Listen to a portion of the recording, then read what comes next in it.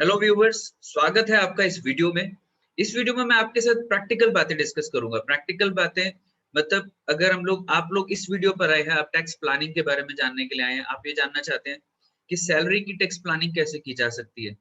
देखिए, बहुत बार हमारे पास क्लाइंट आते हैं जो हमें ये बोलते हैं जिनको सैलरी मिल रही होती है, अगर सैलरी टैक्सेबल अमाउंट से ज्यादा होती है, वो ये जानना चाहते हैं कि कैसे वो सैलरी पर मैक्सिमम टैक्स सेविंग कर सकते हैं। मतलब जो भी उनको सैलरी मिल रही है, जो भी सैलरी इनकम है, वो आपसे तरीका पूछते हैं कि कोई ऐसा तरीका बताइए जिससे हम लोग अपनी सैलरी पर हमें जो टैक्स पे करना पड़ता है वो कम से कम पे करना पड़ता है, कम से कम पे करना पड़े।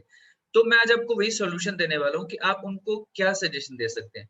जनरली क्या होता है कि जब भी कोई टैक्स पेयर जो जिनको सैलरी मिल रही होती है, उनके पास बहुत ज्यादा ऑप्शन नहीं होती। अब ज्यादातर जैसे बिजनेसमैन है, बिजनेसमैन के पास तो एक्सपेंसेस के बहुत सारे तरीके होते हैं। मतलब वो जो एक्सपेंसेस है वो एक्सपेंसेस दिखा सकता है, अपनी इनकम को कम करके दिखा सकता है। अगर वो रिटर्न फाइल कर रहा है एक्चुअल बेसिस पर, उसके एक्चुअल एक्सपेंसेस इनकम के बेसिस पर। लेकिन सैलरी वालों के लिए थोड़ा सा डिफिकल्ट रहता है, क्योंकि सैलरी वाले ज्यादा से ज्यादा अपना टैक्स कम कर सकते हैं डिडक्शंस के ऊपर। हमारी जो डिडक्शंस होती हैं, जो हमें ग्रॉस टोटल इनकम में से मिलते हैं, यानी 80C टू 80U, वही डिडक्शन उन लोगों के पास अवेलेबल होती है। उसके अलावा जो भी डिडक्शंस हैं, अगर थोड़ी सी टैक्स प्लानिंग की जाए, कुछ कुछ चीजें हैं, कुछ अवेल की गई है हमें इनकम टैक्स के अंदर। कुछ ऐसी डिडक्शंस हैं, कुछ ऐसे मैंने आपको बताया था कि मैं आपको अलाउंसेस के बारे में बताऊंगा। This is a video regarding allowances, कि अलाउंसेस से आप टैक्स की प्लानिंग कैसे कर सकते हैं, खासकर उन लोगों के लिए जो सैलरी जिनको मिलती है। तो गवर्नमेंट ने जो हमारी सैलरी इनकम होती है, सैलरी इनकम के ऊपर हमें अलाउंसेस कुछ स्पेशल डिडक्शन दी हुई है। देखिए, मैं आपको थोड़ा सा एक एग्जांपल के साथ बताना चाहूंगा। जैसे मान लीजिए आपके पास कोई क्लाइंट आता है, वो क्लाइंट टैक्स सेविंग के लिए बोलता है, जो उसको सैलरी मिल रही है वो चाहता है कि उसके ऊपर उसे सैलरी, मतलब जो भी उसकी सैलरी है उसके ऊपर उसको कम से कम टैक्स पे करना पड़े। तो अगर वो उसकी सैलरी, मतलब जो भी उसको सैलरी मिल रही है, आप चेक कर सकते हैं कि उसमें उसके कंपोनेंट्स क्या हैं। मतलब उसके जो पार्ट ऑफ सैलरी है उसमें उसको क्या क्या मिल रहा है। तो उसमें आप उसे कुछ अलाउंसेस के लिए सजेस्ट कर सकते हैं। अलाउंसेस के लिए सजेस्ट करने का मतलब ये कि वो अपने एम्प्लॉयर से बोलकर अपनी सैलरी में कुछ अलाउंसेस को ऐड ऑन करा सकते हैं। कुछ अलाउंसेस को ऐड ऑन कराने से क्या होगा कि जो एग्जम्पशन मिलती है अलाउंसेस के ऊपर, उन एग्जम्पशन को वो अवेल कर सकता है। राइट, इससे बेनिफिट हमेशा tax tax planning, tax saving में उसको बेनिफिट मिलेगा ही मिलेगा। क्योंकि कई बार क्या होता है, हम लोग एक्सपेंसेस कर रहे होते हैं, वो एक्सपेंसेस जो हमारे पर्सनल एक्सपेंसेस होते हैं, लेकिन अगर उन एक्सपेंसेस को हम लोग एम्प्लॉयर को बोले कि वो हमारी सैलरी में एज ए सैलरी ऐड कर दे, एज एन अलाउंस ऐड कर दे, तो जो एग्जाम्पशन की लिमिट्स है जो गवर्नमेंट की तरफ से प्रोवाइड की जाती है, उन एग्जाम्पशन को आप अवेल कर सकते हैं। मेरा नाम है CS रितेश कालरा, और मैं कोशिश करता हूं कि मैं आपको 100% प्रैक्टिकल सॉल्यूशन दूं आपके प्रॉब्लम्स के। आपके आपको टैक्स प्लानिंग के बारे में, टैक्स सेविंग के बारे में मैक्सिमम मैं आपको प्रैक्टिकल नॉलेज देने की कोशिश करता हूँ। मैं थ्योरेटिकल बात नहीं करता, मैं वो बात करता हूँ जिसमें आप प्रैक्टिकली उसको अप्लाई कर सकें। राइट, तो अब इस वीडियो में हम लोग बात करने वाले हैं अलाउंसेस के बारे में। मैं आपको कुछ अलाउंसेस के बारे में बताऊंगा, जिसमें सबसे पहले हम लोग बात करते हैं what are the types of allowances. कितने टाइप के अलाउंसेस होते हैं। अलाउंसेस को 4 पार्ट्स में डिवाइड किया जाता है। सबसे पहले टाइप का जो अलाउंस है वो है फुल्ली एग्जाम्प्ट अलाउंस, दूसरा है फुल्ली टैक्सेबल अलाउंस, तीसरा है पार्टली एग्जाम्प्ट अलाउंस, और चौथा टाइप का अलाउंस है उसे हम बोलते हैं स्पेशल अलाउंस। तो मैं इन सब अलाउंसेस के बारे में आपको एक एक करके बताता हूँ। ये जो आप चार्ट देख रहे हैं, ये जो आपके सामने माइंड मैप है, इस माइंड मैप की PDF मैं आपको इस वीडियो के डिस्क्रिप्शन में शेयर कर दूंगा। अगर आप YouTube पर इस वीडियो को देख रहे हैं तो इसका लिंक मैं आपको शेयर कर दूंगा ये इस YouTube वीडियो की डिस्क्रिप्शन में। अगर आप इसको Instagram पर देख रहे हैं तो आप हमारे YouTube चैनल पर जा सकते हैं। हमारा जो YouTube चैनल है उसके बारे में मैं आपको हमारे जो बायो है उसकी डिस्क्रिप्शन में आपको उसका लिंक मिल जाएगा। You can go and subscribe to that channel, और ये वीडियोस जो है वहां पर आप देख सकते हैं। साथ ही आपको यहाँ ये जो चार्ट्स हैं वो वहां पर इसके डिस्क्रिप्शन में मिल जाएंगे। तो सबसे पहले जैसे फुली एग्जाम्प्ट अलाउंस होते हैं। फुली एग्जाम मतलब कि ये अलाउंसेस बिल्कुल टैक्सेबल नहीं होते, मतलब इनके ऊपर टैक्स, मतलब आप इसको इनकम में ऐड तो करते हैं लेकिन ये पूरे के पूरे इनकम में से माइनस हो जाते हैं। पहले हम इसको सैलरी में ऐड करते हैं, लेकिन बाद में पूरे के पूरे इसको माइनस कर सकते हैं हम लोग सैलरी में से, क्योंकि ये एग्जाम्प्ट होते हैं। अभी ये किस टाइप के अलाउंसेस होते हैं, देखिए यहाँ पर हम लोग अलाउंसेस की जगह हम लोग ये बात करें कि किन लोगों को अलाउंसेस मिल रहे हैं। ये क्योंकि this depends upon the type of job, right. जैसे फॉर एग्जांपल अगर आप हाई कोर्ट या सुप्रीम कोर्ट में जज हैं, हाई कोर्ट और सुप्रीम कोर्ट के जजेस को जो भी अलाउंसेस मिलते हैं वो पूरी तरह एग्जाम्प्ट होते हैं। इसके अलावा यूएनओ के जो एम्प्लॉइज होते हैं, जैसे हमारा नासा या फिर इसरो, इस टाइप के ऑर्गेनाइजेशन में जो लोग काम करते हैं, उनकी सैलरी, परक्विजिट्स एंड अलाउंसेस पूरी तरह एग्जाम्प्ट होते हैं। इसके अलावा जो अलाउंसेस गवर्नमेंट पे करती है, government of India, to Indian citizen, Indian citizen को अगर गवर्नमेंट कोई अलाउंस दे रही है और वो किस वजह से दे रही है, मैंने देखिए यहाँ पर लिखा हुआ for rendering services outside India. इस बात का क्या मतलब हुआ कि कोई इंडियन सिटीजन है, वो इंडिया के बाहर अपनी सर्विसेज प्रोवाइड कर रहा है, लेकिन उसको जो अलाउंसेस है या सैलरी है वो कौन दे रहा है, गवर्नमेंट दे रही है, गवर्नमेंट ऑफ इंडिया। अब ऐसे कौन से केस हो सकते हैं, मैं आपको एक एग्जांपल के साथ बताता हूँ। जैसे मान लीजिए कोई इंडियन सिटीजन है, वो काम करता है यूएसए में, और यूएसए में वो काम करता है इंडियन एम्बेसी में, राइट। इंडियन एम्बेसी में वो काम करता है। अब इंडियन एम्बेसी में काम करने के लिए उसको यूएसए गवर्नमेंट सैलरी नहीं देगी, उसको सैलरी देगी Indian government, right. Indian government इसको सैलरी देगी इंडियन एम्बेसी में काम करने के लिए, लेकिन ये सर्विसेज तो आउटसाइड इंडिया ही प्रोवाइड कर रहा है। ओके, तो इस टाइप का जो अलाउंस उसको मिल रहा है वो पूरी तरह एग्जाम्प्ट होगा। तो ये तीन तरह के लोग होते हैं जिनको जो भी अलाउंसेस मिलते हैं वो पूरी तरह एग्जाम्प्ट होते हैं। इसके बाद हम लोग बात करते हैं फुल्ली टैक्सेबल अलाउंस की। फुली टैक्सेबल काफी सारे अलाउंसेस है, लेकिन फुली टैक्सेबल अलाउंसेस के बारे में आपको सबसे लास्ट में बताऊंगा। It is easy to remember, it will be easy to remember for you people अगर आप लोग बाकी दो अलाउंसेस पहले समझ लेते हैं। पहले हम लोग बात करते हैं पार्टली एग्जाम की। पार्टली एग्जाम का मतलब क्या होता है, जो कुछ कुछ लिमिट तक एग्जाम होते हैं, लेकिन यहाँ पर कोई लिमिट फिक्स नहीं है, वो कम भी हो सकते हैं, ज्यादा भी हो सकते हैं।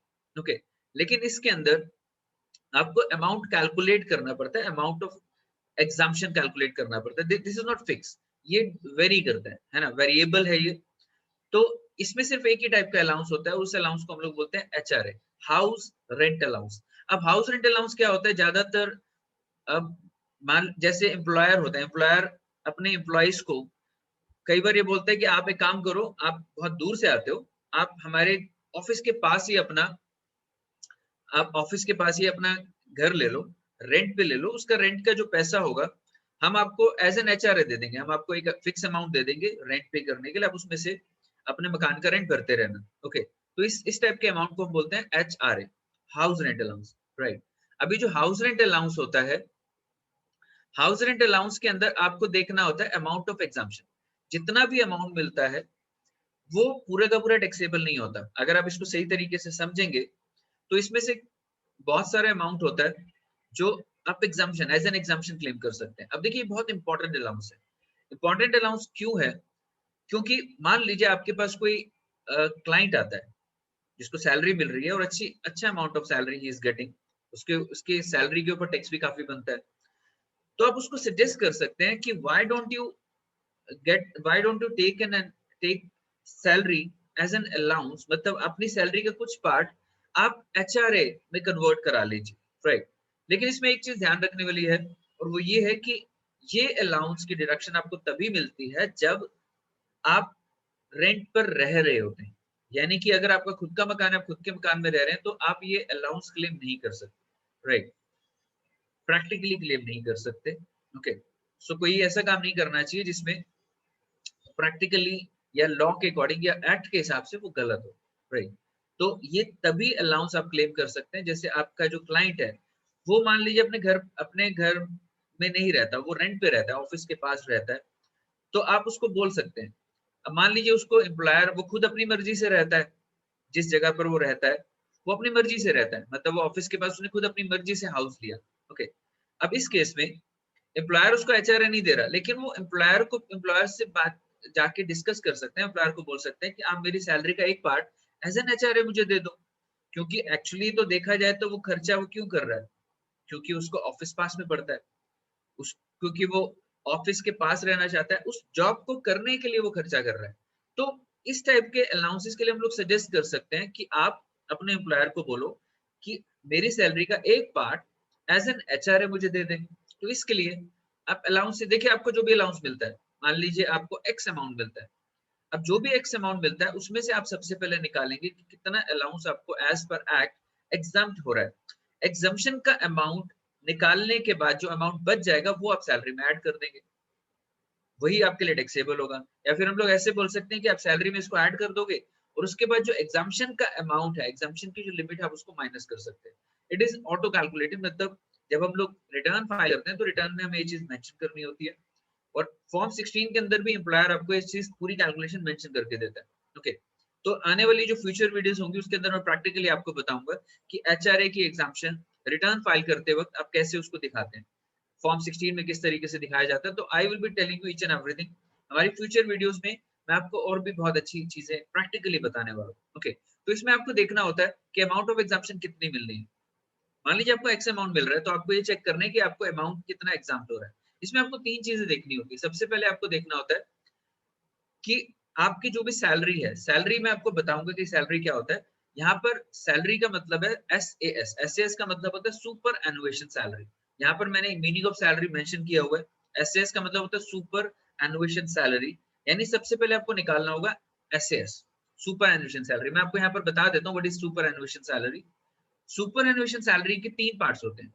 इसके अंदर हम लोग बेसिक लेते हैं, बेसिक सैलरी जितनी भी होती है पूरी की पूरी लेनी होती है, प्लस हमें डीए का अमाउंट लेना होता है। डीए मतलब डियरनेस अलाउंस, और डियरनेस अलाउंस आपको तब इसमें ऐड करना होता है सुपर एनुएशन सैलरी में, जब आपका जो अपॉइंटमेंट लेटर है, यानी कि लेटर ऑफ अपॉइंटमेंट जो आपको मिलता है at the time of employment, उसके अंदर लिखा होता है बेसिक प्लस डीए प्लस, मतलब जो भी अमाउंट आपको मिल रहा होता है, जो भी पार्ट ऑफ सैलरी होता है उसमें एक्सप्लेन्ड होता है।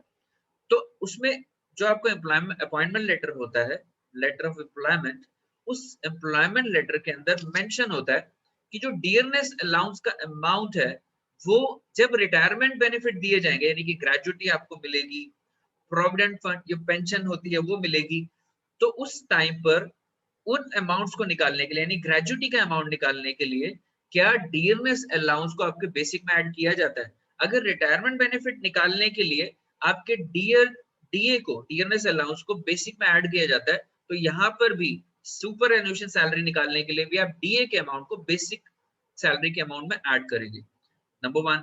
सेकंड, इसमें एक और चीज ऐड करते हैं बेसिक सैलरी में, और वो होता है हमारा कमीशन। सभी प्रकार की कमीशन हम लोग ऐड नहीं करते, इसमें हम लोग वही कमीशन ऐड करते हैं जो हमें सेल के टर्नओवर के बेसिस पर मिलती है। अगर हमें कोई फिक्स कमीशन मिल रही है तो वो हम इसमें ऐड नहीं करेंगे। अगर हमें सेल्स के बेसिस पर, टर्नओवर के बेसिस पर कोई भी कमीशन मिल रही है, तो उस कमीशन को हमें इसमें ऐड करना होता है। तो ये दो चीजें हमें ऐड करनी होती है बेसिक में। इन तीनों तीनों चीजों को मिला के आपका बन जाता है सुपर एनुएशन सैलरी, जो आप यहाँ पर एचआरए की एग्जाम्पशन निकालने के लिए कंसीडर करते हैं, राइट। अब मान लीजिए आपने अपने सुपर एनुएशन सैलरी निकाल ली यहाँ पर, तो जो भी सुपर एनुएशन सैलरी आई, आप उसका 40% या 50% अमाउंट यहाँ पर लेंगे। मैं अभी आपको कैलकुलेट करके दिखाऊंगा यहाँ पर कैसे होता है।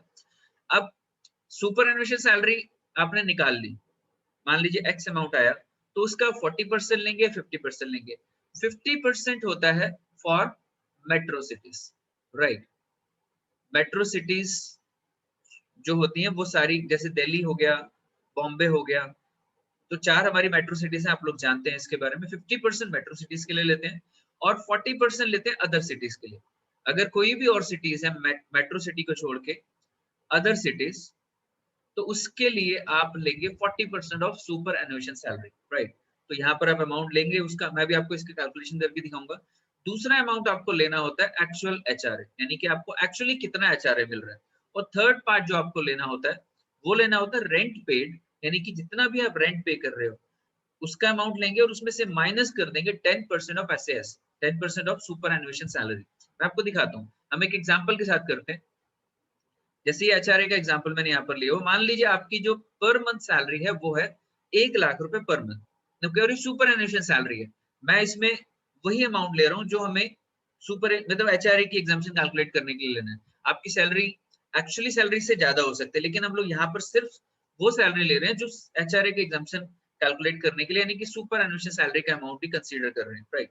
आपका सुपर एनुएशन सैलरी है 1 लाख रुपए, और एचआरए आपको मिलता है मान लीजिए 20,000 रुपए हर महीने का, और आप जो रेंट पे कर रहे हैं वो आप पे कर रहे हैं 15,000 पर मंथ। ओके, अब हम लोग कंसीडर करते हैं इसको।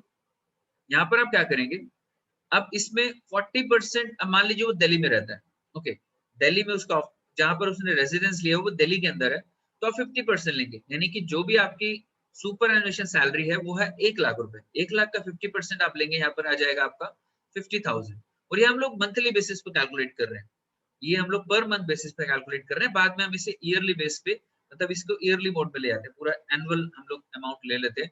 एक्चुअल एचआरए जो आपको मिल रहा है, एक्चुअल एचआरए यहाँ पर आपको मिल रहा है 20,000 रुपीज पर मंथ। ओके, उसके बाद रेंट जो आप पे कर रहे हैं, rent you are paying 15,000 rupees.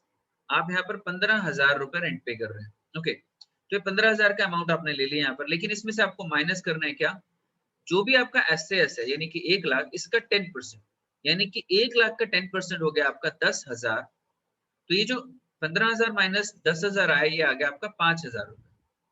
Okay, अभी 5,000 रुपए जो आया आपका, अब आपको क्या करना है, ये जो तीन अमाउंट्स यहाँ पर आपने निकाले, इन तीन अमाउंट्स में जो भी सबसे कम अमाउंट है, देखिए मैंने यहाँ पर लिखा हुआ लीस्ट इज एग्जाम, यानी कि जो सबसे कम अमाउंट होगा वो आपका एग्जाम हो जाएगा। अब 5,000 रुपए, यानी कि जो सबसे कम अमाउंट है वो 5,000 है, तो 5,000 आपका अमाउंट एग्जाम हो जाएगा यहाँ पर। अब देखिए इसका बेनिफिट क्या हुआ।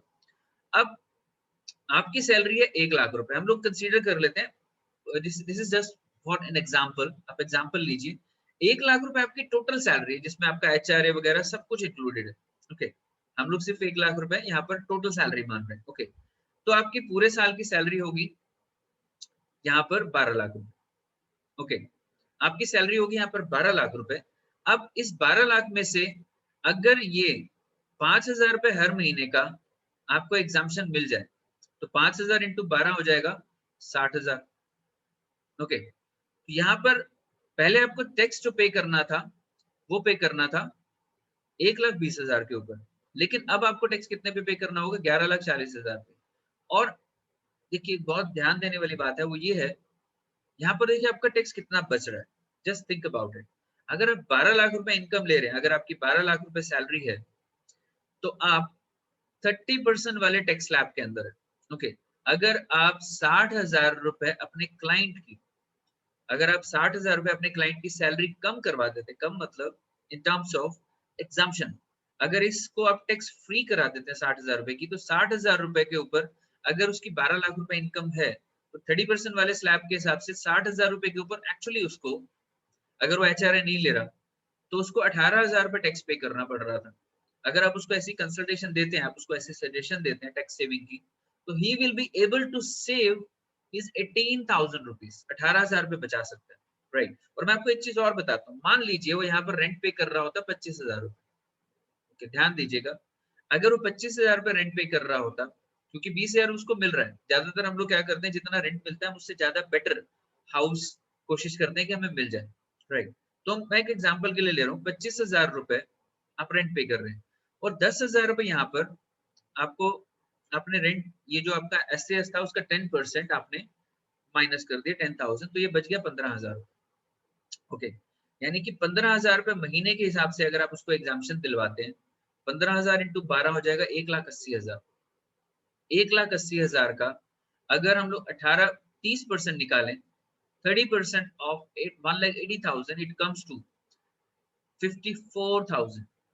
यानी कि अगर वो 30% वाले स्लैब में है, तो you will be able to save his 54,000 rupees. Right, अगर वो 20% वाले स्लैब में है, तो आप उसके 36,000 बचा सकते हैं। ओके, और अगर 10% वाले स्लैब में है, तो भी आप उसके कम से कम 18,000 रुपए सेव कर सकते हैं। राइट, वैसे 10% नहीं होगा, 5% होगा। हम लोग 20% वाले की बात करते हैं, बिकॉज हमारे टैक्स रेट में 10% नहीं होता, but for the example I was just telling you कि 10% आप कंसीडर कर सकते हैं। Okay, so this was a calculation. सो आप अपने कंसल्ट आप अपने क्लाइंट को कंसल्ट कर सकते हैं इस तरीके से। ओके, इसके अलावा कुछ और अलाउंसेस हैं, इसको हम लोग बोलते हैं स्पेशल अलाउंसेस। स्पेशल अलाउंसेस को दो पार्ट्स में डिवाइड किया जाता है। पहला वो पार्ट जिसको हम लोग बोलते हैं ऑफिशियल अलाउंसेस। ऑफिशियल अलाउंसेस का मतलब ये कि इसमें आपको ऑफिशियल पर्पस के लिए अलाउंस दिए जाते हैं। होता क्या है कि एम्प्लॉयर कई बार आपको किसी किसी ऑफिशियल एक्सपेंस के लिए पैसा दे देता है। राइट, अब जो वो आपको पैसा देता है, वो ये सोच के देते हैं कि आपके इतने पैसे लग जाएंगे, लेकिन ज्यादातर एम्प्लॉइज कोशिश ये करते हैं कि उनको मतलब कम से कम खर्चों में उनका काम चल जाए, क्योंकि एम्प्लॉयर ने तो उसको दे दिया।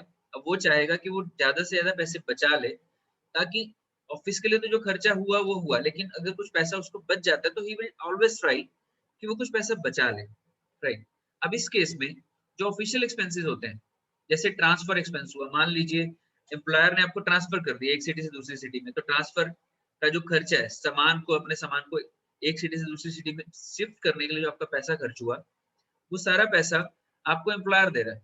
ओके, अभी आप शिफ्ट क्यों हो रहे हैं? आप ऑफिशियल पर्पस के लिए शिफ्ट हो रहे हो। मान लो आपको 20,000 रुपए दिए शिफ्ट होने के लिए, आपने 10,000 रुपए में शिफ्टिंग कर ली, तो 10,000 रुपए जो बच गया वो आपके लिए टैक्सेबल है। यानी कि जितना आप ऑफिशियल पर्पस के लिए खर्च कर दोगे वो एग्जाम, और जितना आप एक्चुअली बचा लोगे, जितना आप सेव कर लोगे, क्योंकि वो आपकी इनकम है, it will become the part of your income, और आपकी इनकम में वो ऐड हो जाएगा। तो आपको ध्यान रखना चाहिए, मान लीजिए आपको ऐसा कोई ऑफिशियल पर्पस के लिए एम्प्लॉयर देता है, तो आपके पास उसका बिल जरूर होना चाहिए, क्योंकि अगर आपके पास बिल नहीं है तो you will not be able to claim that exemption. Okay, आप एम्प्लॉयर को बिल तो देंगे, तो जितने का भी बिल है आपका, उतना आपके लिए एग्जाम हो जाएगा। वैसे तो क्योंकि जब एम्प्लॉयर देगा तो आपको कैश में देगा या फिर आपके अकाउंट में ट्रांसफर करेगा, आपके अकाउंट में पैसा आ रहा है तो गवर्नमेंट की नजर में है। अगर आपके अकाउंट में वो पैसा आ रहा है तो आपको कहीं ना कहीं तो उसको शो करना पड़ेगा। अगर आप उसको शो करेंगे तो आपको आप बताएंगे कि मुझे एज एन ट्रांसफर अलाउंस मिला, और अगर आपके पास उसका बिल नहीं है तो एम्प्लॉयर भी आपको उसके एग्जाम्पशन नहीं दिलवा सकता, राइट? तो it is up to you, you should carry the bills for all this things. मान लीजिए आपको हेल्पर रखने के लिए पैसा दे दिया, उन्होंने बोला कि ये पैसे ले लो, आप अपने आप ना एक हेल्पर अपॉइंट कर लो। आपको दिया 15,000, अपने 10,000 रुपए वाला हेल्पर अपॉइंट कर लिया, तो 5,000 रुपए आपको बच गए। एम्प्लॉयर को इससे कोई लेना देना नहीं, एम्प्लॉयर ने तो आपकी हेल्प के लिए आपको हेल्पर रखने के लिए पैसा दिया। अब आप चाहे 10,000 वाला रखो चाहे 15,000 वाला, बट द पॉइंट इज कि जब आप उसको सैलरी दोगे तो उससे सैलरी स्लिप रिसिप्ट बना लीजिए, और उसको रिसिप्ट पे उसके साइन ले लीजिए, ताकि आपके पास प्रूफ हो कि वो आपने खर्चा किया। ओके, रिसर्च एंड डेवलपमेंट के लिए आपको पैसा दिया, तो जितना खर्चा करोगे ऑफिशियल पर्पस के लिए उतना एग्जाम, बाकी जो बच गया that will be taxable. Daily allowance क्या होता है? अब मान लीजिए आपको भेज दिया दूसरी सिटी में, ऑफिस ऑफिस के किसी काम के लिए भेज दिया 1-2 दिन के लिए। अब जब आप वहां जाओगे, जब आप दूसरी सिटी में जाओगे, तो वहां पर खाने पीने पे भी तो कुछ ना कुछ खर्च होगा, रहने पे रूम रेंट वगैरह होगा। ओके, तो जो डेली अलाउंस है, जो डेली का आपका खर्चा होता है, उसके लिए आपको एम्प्लॉयर पैसा देता है। मान लो आपको 2,000 रुपए पर डे के हिसाब से एम्प्लॉयर ने पैसा दिया कि 2,000 रुपए ले लो, जितने दिन भी आप मारे, 10 दिन रहे तो 20,000 रुपए दे, बोला 20,000 रुपए ले लो, आपका पर डे का खर्चा होगा 2,000। अब आपने 1,000 रुपए में काम चला लिया, बाकी जो 1,000 रुपए पर डे के हिसाब से आपको बचे 10,000 रुपए बच गए, that will be your income. तो जितना आपने ऑफिशियल पर्पस बिल हुआ, जितने का बिल होगा उतना एग्जाम, जितना बिल नहीं है वो आपको एग्जाम्पशन नहीं मिलेगी। यूनिफॉर्म के लिए पैसा मिला, यूनिफॉर्म के लिए जो पैसा मिलता है ज्यादातर आप पूरा खर्च कर ही देते हो, ये एग्जाम्पशन पूरी की पूरी मिल ही जाती है। कुछ बच गया तो that will be taxable. Conveyance के लिए आपको पैसा मिला, कन्वेंस मतलब विद इन सिटी, अगर आप सिटी के अंदर पेट्रोल वगैरह का खर्चा आपको मिल रहा है तो उसे हम लोग बोलते हैं कन्वेंस अलाउंस। जितना आपने खर्च कर लिया एग्जाम, जितना आपने बचा लिया दैट विल बी टैक्सेबल। ज्यादातर ये भी कम ही टैक्सेबल होता है, क्योंकि ज्यादातर हमें जो कन्वेंस मिलता है हम लोग उससे ज्यादा ही खर्च कर लेते हैं। ज्यादातर मार्केटिंग में जो लोग होते हैं उनको उनके लिए होता है अलाउंस, क्योंकि उसको पूरी सिटी में मार्केटिंग करनी होती है। Okay, travelling allowance, travelling allowance होता है जैसे विद इन सिटी घूमने के लिए आपको मिला पेट्रोल का खर्चा, कन्वेंस अलाउंस।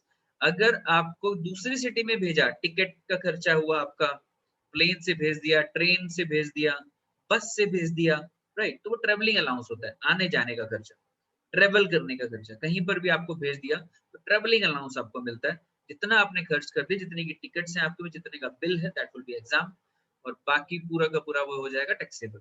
इसके बाद कुछ ऐसे अलाउंस होते हैं जिसके लिए लिमिट पहले से स्पेसिफाइड है एज पर एक्ट। एक्ट में लिखा हुआ है कि अगर आपको ये अलाउंस मिलेगा तो इतने अमाउंट तक वो एग्जाम होगा। तो इस टाइप के जो अलाउंसेस होते हैं उसमें 3 टाइप के मेन अलाउंसेस है, there are many more allowances, लेकिन एक कॉमन अलाउंसेस है जिनको ज्यादातर इस्तेमाल किया जा सकता है। बाकी जो अलाउंसेस है वो बहुत ही स्पेशल कैटेगरी के होते हैं, उसकी भी मैं आपको लिस्ट प्रोवाइड कर दूंगा, या मैं नेक्स्ट कभी अलाउंसेस के ऊपर वीडियो बनाऊंगा तो definitely I will share that chart with you people. लेकिन अभी मैं आपको जो उन अलाउंसेस के बारे में बता रहा हूँ जो ज्यादातर कॉमन अलाउंस होते हैं, ज्यादातर लोग क्लेम कर सकते हैं। जैसे कि ट्रांसपोर्ट अलाउंस, ट्रांसपोर्ट अलाउंस का मतलब होता है घर से ऑफिस और ऑफिस से वापस, यानी कि घर से ऑफिस, ऑफिस से बैक, घर और ऑफिस के बीच में जो आपको ट्रांसपोर्ट करने का खर्चा मिलता है। आपको कैब की फैसिलिटी दे दी, या फिर आपको पैसे दे दिए और बोला कि आप कैब से आया जाया करो, ओके, आपको ऐसी फैसिलिटी दे दी, तो ये सभी के लिए एग्जाम नहीं है। ये एग्जाम है उन लोगों के लिए जो हैंडीकैप है, ब्लाइंड है, डीफ एंड डम्प है, तो उनके लिए ये अलाउंस एग्जाम होता है।